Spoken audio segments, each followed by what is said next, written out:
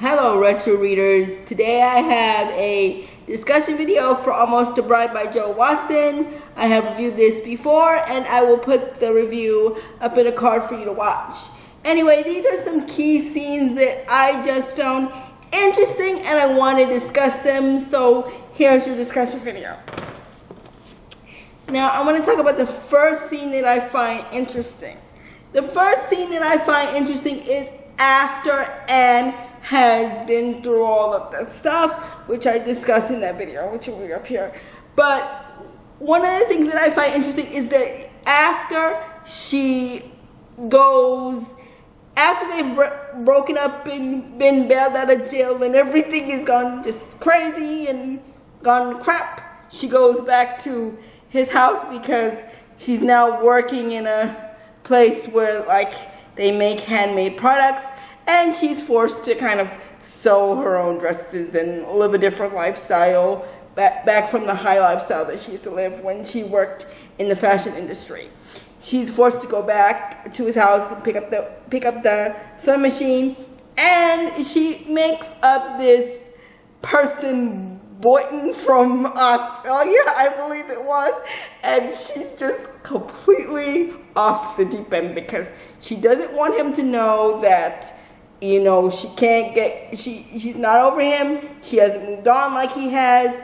So she proceeds to make up a person named Boynton, and she tells him that the man is from Australia and that they just met and blah, blah, blah, blah, blah, blah, which gets her in a lot of trouble when she's ready to go on vacation and she runs into Tess and Trav at the resort where she's staying, where she meets Chris and all the stuff happens.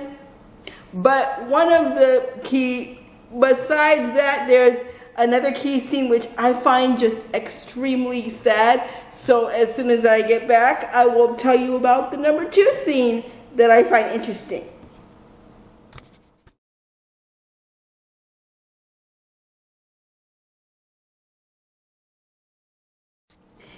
The second scene that I find interesting in Almost a Bride is the scene where the night after, she's been following them on Facebook, following everything they do, which is a bad idea. Don't ever do that. Following your ex on Facebook is not a good idea. But she's following them on Facebook, following everything they do, and one night she decides, oh, I'm going to go back to the house, and watch them. So she creeps up in the night, she's watching them, and they're having a candlelight dinner and telling each other they love each other, and she's forced to confront the fact that maybe her and Trav didn't have as good a relationship as she thought they did. She thought she was going to get married, and then she finds out that he's cheating on her.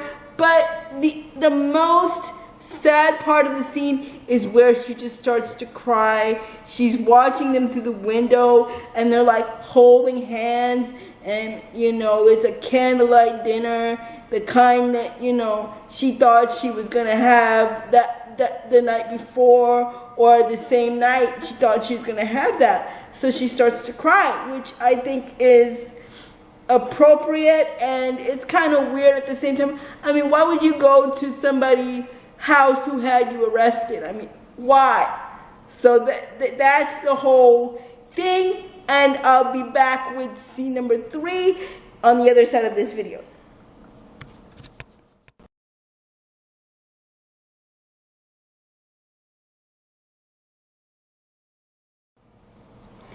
Scene number 3 that I find really, really interesting and also really, really annoying is when Anne decides, okay, I need tropical clothes and all that, so I need to go to the gift shop and buy clothes that are more appropriate for what we're going to be doing on the beach and stuff. So she decides to go, and nothing really attracts her attention, but there is a dress that she wants to try on, and it's humiliating. I think she has to be cut out of the dress, or the dress won't unzip, or something foolish like that. And while she's there, the other woman, Tess, is trying on a dress, and the woman is like, oh, you look so, the saleswoman is like, oh, you look so pretty in that dress, and the saleswoman makes snide remarks to Anne about how she looks in the dress, almost the exact same dress, and Anne is like, I don't know if I can do this, and she has really bad self-esteem, and she's just really pissed off. And at that point, frankly, I would be pissed off as well, because frankly, you're stuck with your ex and the new woman that your ex is seeing who he cheated on you with, and that's not a good thing, and it just made my skin crawl, especially that scene where she says, I didn't know about you, and she starts to almost say she's sorry, and then she ruins it by saying something else, and I'm like, dude, why did you even have to say that? Whatever, I don't remember what she said, because at that point, I was just so annoyed. So the fact that she makes comments to Anne, she should be shutting up and getting out of the way at this point. I don't really know, and she's just vapid, and she has nothing really to say, and it's just really grating. Nothing grates on my nerves more than a vapid character, whether it be female or male, and I've talked about this in other books as well. I think I talked about it in private with Jack's brother, not really sure. I'll put the video up here so that you can see that video. But I talked about characters that I couldn't read their lines because they got on my nerves. She's one of those characters. The fact that she's vapid and has nothing to say for herself, all she does is agree with Trav. Anything he says is, yes, honey, right, honey? Anything he says, which means you have no brains.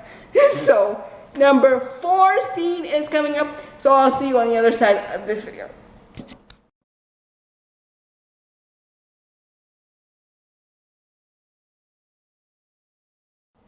Scene number 4 is actually a scene that I find actually very hilarious and also very annoying, because in one scene that they've decided, Anne and Chris have decided, well, we need to start making it real. We need to start, at least exhibiting some interest in each other, since we're going to be seen together. We can do this. In the words of Chris, we can do this. So they start to do things like, they go on the diving thing, which I talked about in the review. They go a couple of other different places, but one thing that really strikes me is after they go back to their hotel room and everything is finished now, but they've still not slept together or done anything yet. And they come up with the brilliant idea, oh, I have to stay in your room, because if he catches me staying in the room I'm supposed to stay in, my goose is cooked pretty much, basically. So they decide that she has to stay with Chris now in Chris's bed. So according to what happens now is they've gone to bed. Anne has taken the bed and Chris is taking the couch downstairs. Unfortunately, Trav follows and says, you're not in bed together. This is, you all are not really. He bursts in, which is absolutely ridiculous. He bursts in and says, you all are not in bed together. And it's just really pathetic, because if you have moved on from someone, I'm going to say this to you again. If you have moved on to someone, who the hell cares who they're sleeping with or how they're sleeping together? Who cares? If you have truly moved on from somebody, who cares about who they sleep with, and if you catch them not sleeping together? Who cares? But for some reason, Trav seems to care.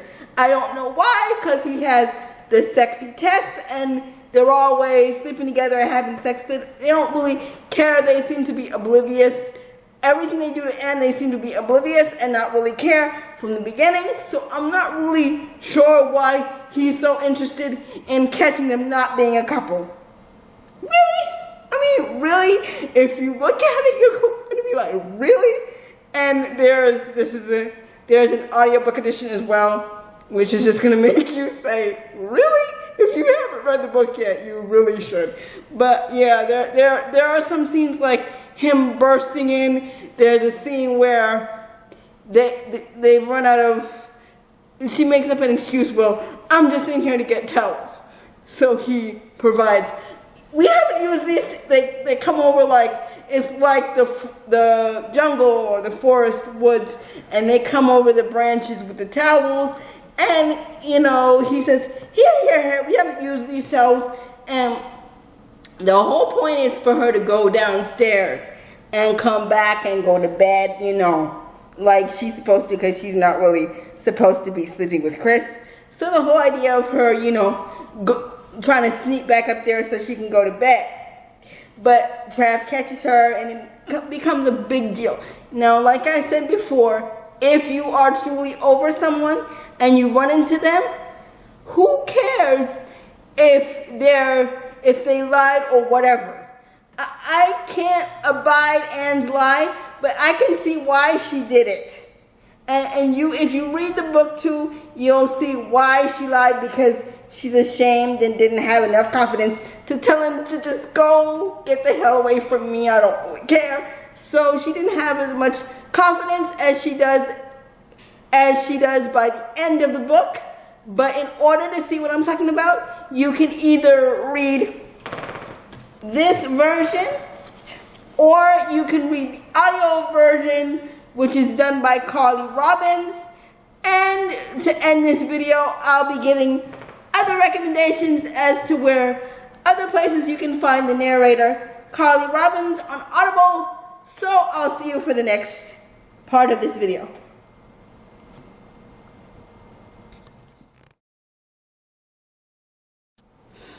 Other places you can find Carly Robbins are in The Negotiated Marriage and One Night with Her Boss, which are really interesting stories by